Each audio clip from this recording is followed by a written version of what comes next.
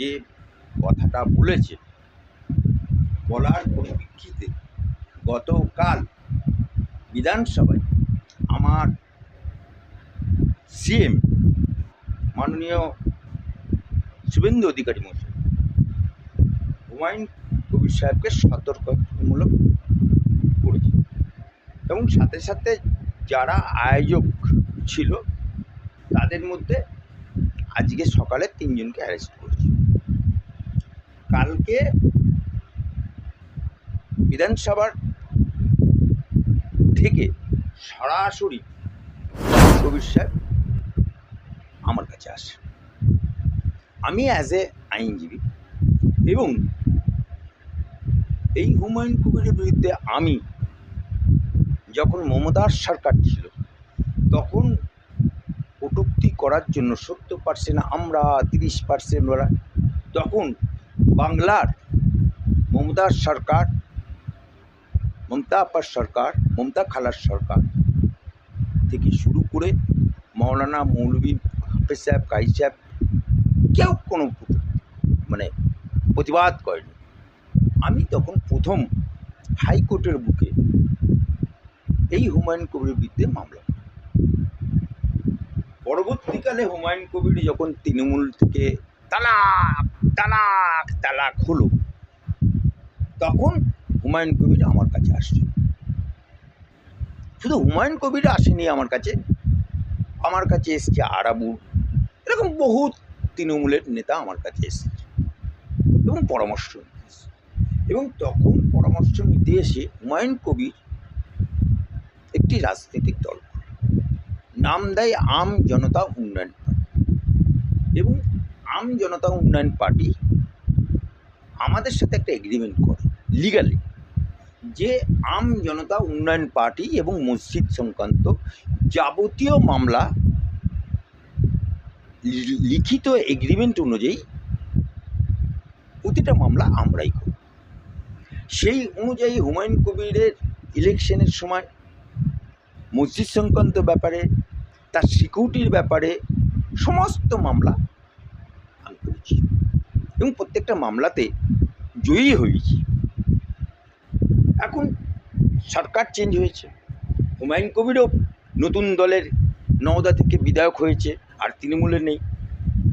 দুটো জায়গা থেকে বিধায়ক হয়েছে, একটা নওদা, একটা রেজিনগর। এখন নওদা এমএলএ পদটা রাখলো, আর নিয়ম অনুযায়ী উনি রেজিনগরটা ছেড়ে দিলেন। হয়তো রেজিনগরে বিধানসভাতে উপনির্বাচন মাস 3 মধ্যেই হতো। সেই জায়গাতে হুমায়ুন কবির সাহেবকে কিছু সাংবাদিক আর কিছু ব্যক্তি, হুমায়ুন কবির আবেগপুষ্ট, হুমায়ুন কবির রাজনীতিতে দক্ষ, হুমায়ুন কবির হাওয়া বিশরদ রাজনীতিবিদ সুব্রত মুখার্জিকে বলা হতো, আর মুর্শিদাবাদের রাজনীতির, সারা পশ্চিম বাংলার রাজনীতির হাওয়া বিশরদ সেটা ছিল সুব্রত মুখার্জি, আর মুর্শিদাবাদের রাজনীতির হাওয়া বিশরদ বিশেষজ্ঞ সেটা হুমায়ুন কবির।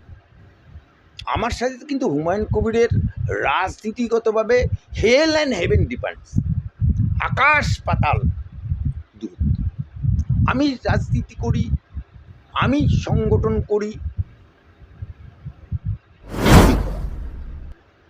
কারণ আমি 2009 সালে এমপি দাঁড়িয়েছি, member of parliament Bardhaman Durgapur Lok Sabha, এবং বিজেপির 42টা ক্যান্ডিডেটের মধ্যে আমি, তখন ছিল রাহুল সিনহা, তপন শিকদার, জুলু মুখার্জি, সবার থেকে আমি থার্ড হয়েছিলাম, আজও রেকর্ড আছে। এবং সেই সময় আমি যখন বর্ধমানে দাঁড়িয়েছিলাম, তখন ভাতার বিধানসভায় বেলেন্ডা গ্রামে আমি যখন প্রচারে গেছিলাম, আমার এখনও মনে আছে কিছু কিছু ঘটনা মানুষের জীবনে রেখাপাত করে যায়, ভুলতে পারে না।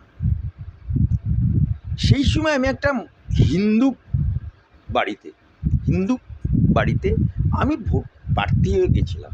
সেই বাড়ির মহিলা আমার আজও মনে আছে, মড়াই ধানের গোলা উনি ঝাঁট দিচ্ছেন, ওনার হাতে তখন ঝাঁটা ছিল। আমাকে দেখে বললো কী ব্যাপার, আমি বললাম, আমি বিজেপির প্রার্থী। ভদ্র মহিলা, হিন্দু সনাতনী, আমি নমস্কার করছি তাকে। আমাকে বলল বিজেপি, ওটা তো মেরে খোট্টাদের দল, আপনার গলায় দড়ি জোটে না, ওই দলের প্রার্থী হয়েছেন আপনি। হিন্দুর বাড়ি থেকে আমাকে ঝাঁটা তুলে তা বার করেছে, বেরোন। ঝাঁটাটা তুলে আজও আমার স্মৃতিতে, সেই গ্রামের ছেলে সিপিএম করতো, সেই সিপিএম করা ছেলে সেই গ্রাম থেকে ভাতার বিধানসভার আজকে বিধায়ক, ভারতীয় জনতা পার্টি। इसी का नाम ভারতীয় জনতা পার্টি। বীজ পত্তন করে এসছিলাম, আজকে ফসল। दाने दाने में लिखा रहता है खाने वाले के नाम, आज से राजा कल से फकीर। তা আজকে হুমায়ুন কবির অ্যাজ এ আমার ক্লায়েন্ট হিসাবে, এবং আমার সিএম তাকে সতর্ক করেছে, আমিও কালকে সতর্ক করেছি, এবং যেহেতু আমার ক্লায়েন্ট, আমার সাথে চুক্তি আছে, আমার ক্লায়েন্ট হিসাবে অ্যাজ এ আইনজীবী হিসাবে, হুমায়ুনের আইনজীবী হিসাবে তাকে আইনি রক্ষা কবচ দেওয়ার দায়িত্ব আমার। আমি যথাসম্ভব তাকে রক্ষা কবচ দেওয়ার চেষ্টা করব। তবে আমি হুমায়ুন কবিরকে বলবো, ভারতের সংবিধান, ভারতের আইন सबके लिए बराबर, ऐसा बात ना करो, ऐसा काम না করো जो तुमको আইনের আওতায় আসতে হয়, আর আমাদের মতো উকিলের কাছে বারবার ছুটে আসতে যেতে না। এটাই আমি তার কাছে আশা করব, এবং তাকে আমি অ্যাডভাইস দেবো আইনজীবী হিসেবে।